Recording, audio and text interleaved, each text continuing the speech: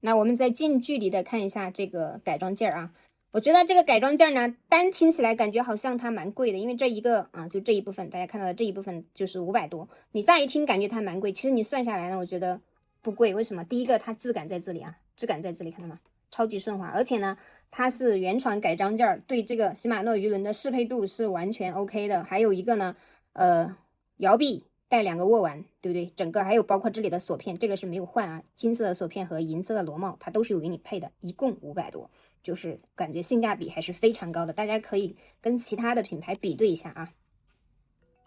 非常赞。另外呢，这款摇臂它有银色的配 CQDC 啊，那些银色的轮，金色的基本上我们就是用来配这个金轮了。那我们来看一下它的一个顺滑度啊，